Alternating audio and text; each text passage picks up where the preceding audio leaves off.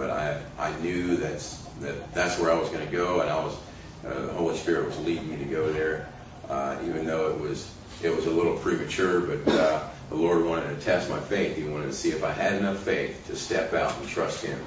And I rode the bus down here to downtown, rode the bus out here to Lane Avenue, hit I-10, and it was a straight shot all the way down I-10.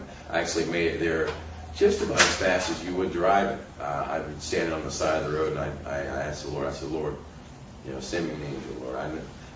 I know you can send me a Christian, Lord. I know you can send me somebody to give me a ride. They stopped, picked me up, asked me where I was going, and they'd get me as far as they could. And even though I tried to refuse their gift of money to me, but they would insist. But I made it there within 3 days. I never got wet. I always had a bed to sleep in those 3 nights. And when I arrived in El Paso, I had $90 in my pocket, and I never went hungry as well either. So it was just it was just thank you. I thank the Lord. When you step out of faith and you trust in God, He's there for you. He's not going to let you down. And I had the opportunity. I met a pastor there that's got 6 orphanages there in Juarez, and he's going to be mentoring me as well. I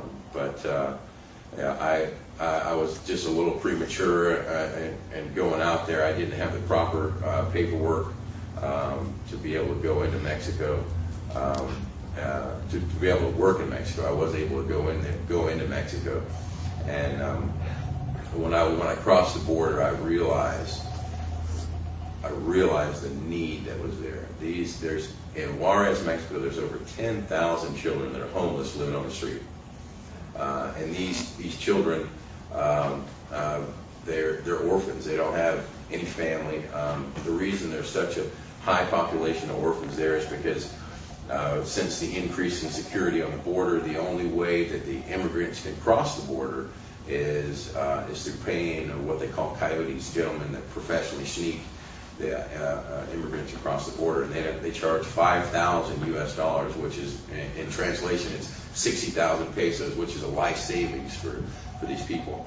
And they don't have the money for themselves and their children, so they're making a choice to just pay for themselves, and they abandon their children there in Juarez.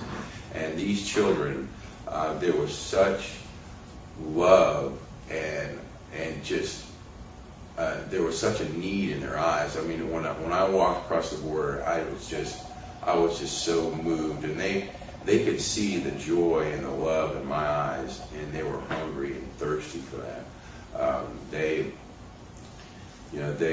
came up to me and they were pulling on my shirt, Mister, and they looked like that they were on drugs and they were skinny, but they weren't. They were starving. It's unfortunate that once they get old enough to be able to start committing crimes, they have to turn to a life of crime to be able to support themselves, to be able to eat. And the government there in Mexico, they find out where they sleep at night, and they go out and they exterminate them like dogs, like rodents, and it's just appalling. And there is no social services system in the country of Mexico. And I don't know how these people can sleep at night after going out and executing children for doing nothing more than just trying to survive. I felt the calling. I knew right then and there that this is where the Lord wants me. This is what He wants me to do. The pastor there that's got 6 orphanages, they've got bunk beds 3 high, and they're putting 2 children in each bed, and they're still just overrun. And there's just a tremendous need there in Mexico.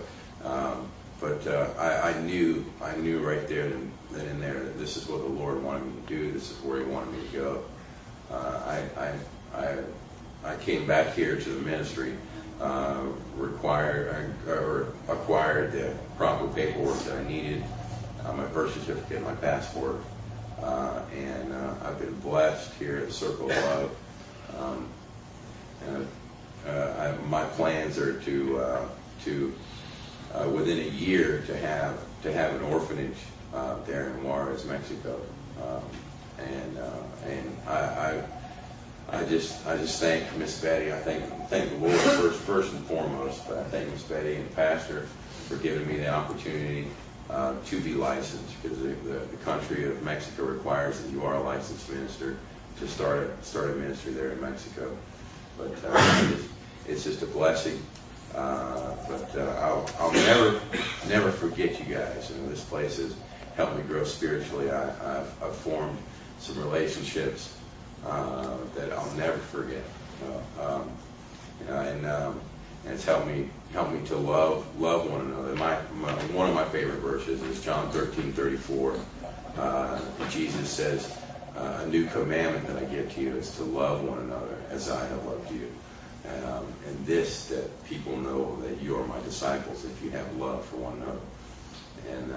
And that's something that I got into me, and I hope that's something that we can all grow in is love. Because when we do show love, we show the love of God, we have the attributes of God, then we are truly what we say we are, and that's Christians, Christ-like.